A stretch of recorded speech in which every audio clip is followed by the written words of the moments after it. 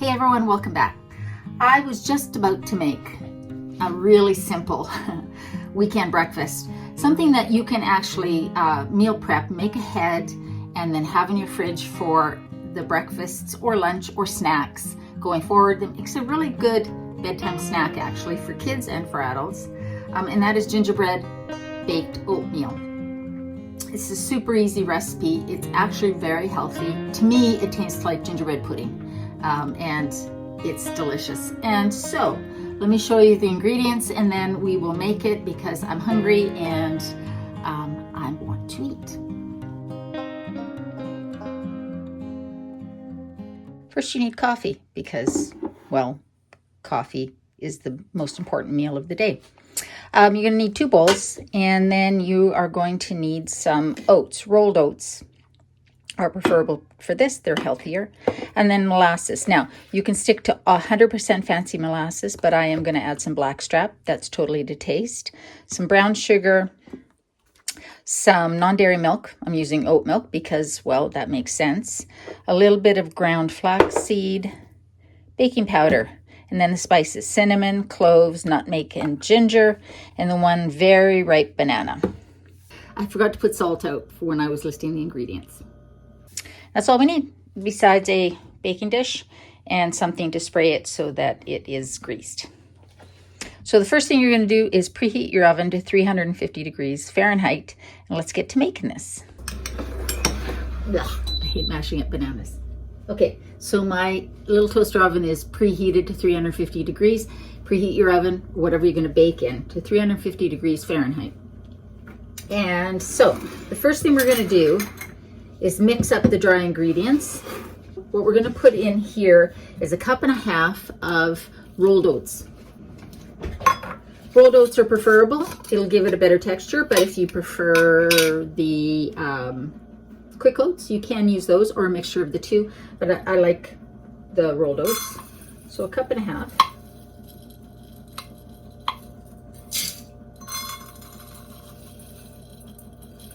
You don't have to be super exact in this recipe. That's kind of the nice part of the recipe. All right, and now I want 1 tablespoon of ground flax. That's going to give really good omegas and extra fiber and extra nutrition. So ground flax, very good for you. And now we're going to add our spices.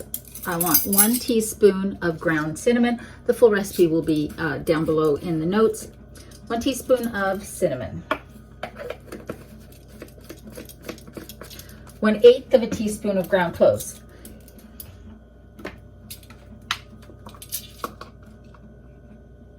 You can't really skip the cloves because it's what really gives it the gingerbread flavor. Okay, so 1 teaspoon of ground cloves and 1/4 teaspoon of nutmeg and 1/4 teaspoon of ginger. Now you want 1/4 teaspoon of salt,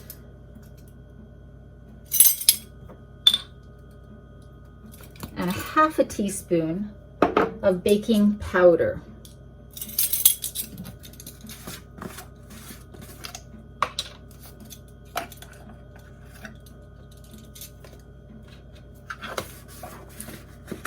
So those are the dry ingredients.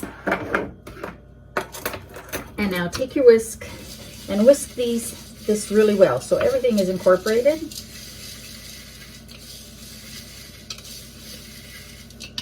Now let's set that aside and we will mix up our wet ingredient. First thing I'm going to put in here is 1.5 cups of oat milk. What did I do with my measuring cup? I could swear I pulled it out. Oh, hold on. There we go. You can use whatever non-dairy milk you prefer. I like oat milk. That's usually what I have in the house. So 1.5 cups, 12 ounces.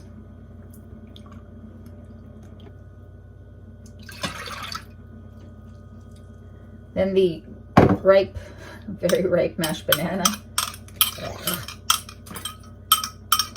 Don't get me wrong, I love bananas. I always have some frozen in the fridge for in the freezer for smoothies, but they are kind of gross when they are mashed.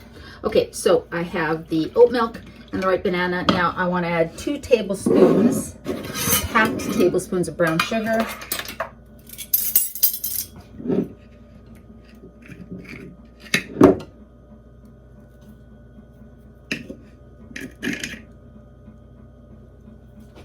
And then a 1/4 cup of fancy molasses. Now I'm also adding blackstrap. There's a big difference in that the blackstrap, see, if you've ever wondered the difference between fancy molasses and blackstrap molasses, it's got to do with how many times it's boiled and concentrated. So blackstrap is more bitter than fancy or regular molasses, but it's also really high in iron. And for a lot of us women, whether we're premenopausal or postmenopausal, iron is an issue. So I'm going to add some in. You can skip the blackstrap, but the first thing we're going to do is do a 1/4 cup of the regular fancy molasses. And my trick for getting molasses to come out of the cup is to spray it. So I've got a little bit of olive oil in here. It's not going to add a taste. I'm just going to spray that. I guess that expression, slow as molasses, exists for a reason. All right.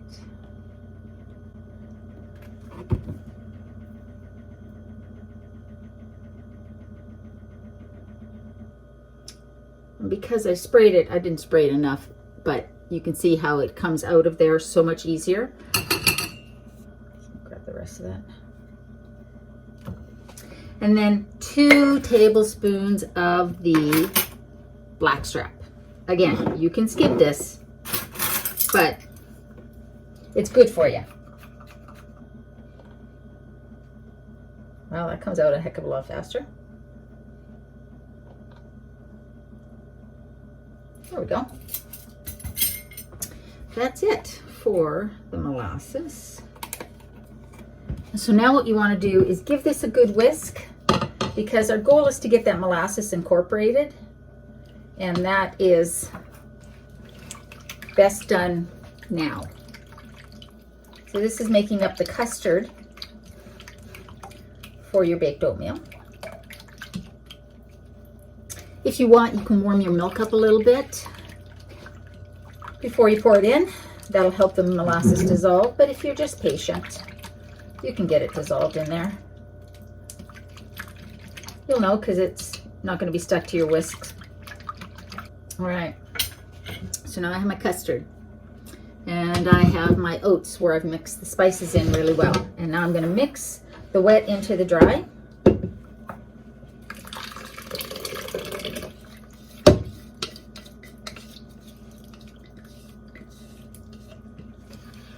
Give that a good mix.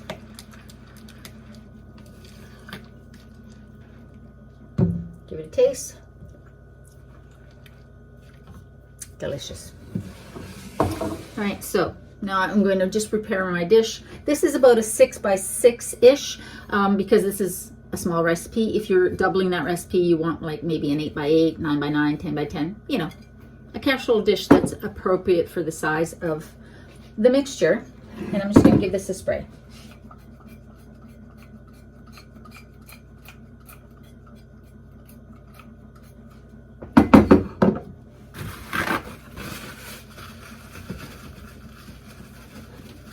And we're going to pour this in.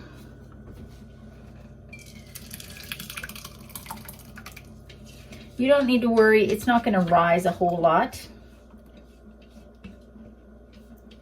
It's just going to get nice and thick, and that custard is going to get nice and thick.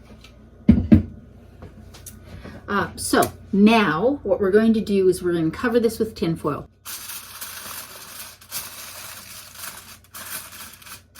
So I'm going to put this in my toaster oven for that 45 minutes. Taking the tin foil off for the last 10 minutes so that all of the custard can be absorbed into the oils. So all the custard can be absorbed into the oats.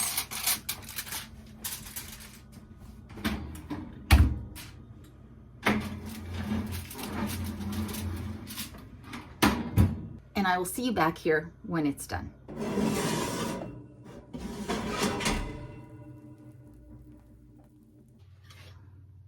So I've poured a little creamer on top, just unflavored, unsweetened.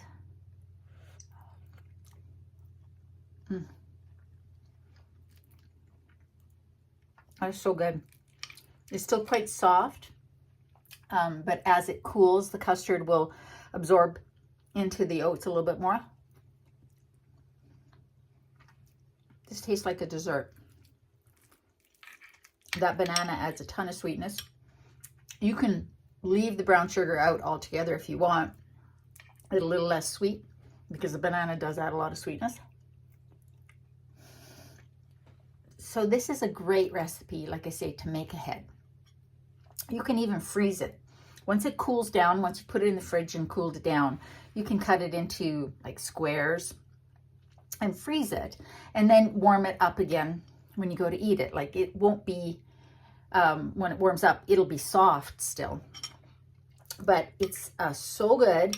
It's healthy. The blackstrap molasses that I added in here, you don't even taste the bitterness of it. And it adds so much more minerals and the iron in there. This is a small portion. You saw the size of this casserole dish, so it's great for me for a few days. If you have a big family, then you probably want to make a bigger batch, but this would be good for 2 people for like 3-4 days. And it makes a great bedtime snack for kids because it's filling and hearty and healthy. So I'm going to go enjoy this. I hope you give this a try. Let me know if you do.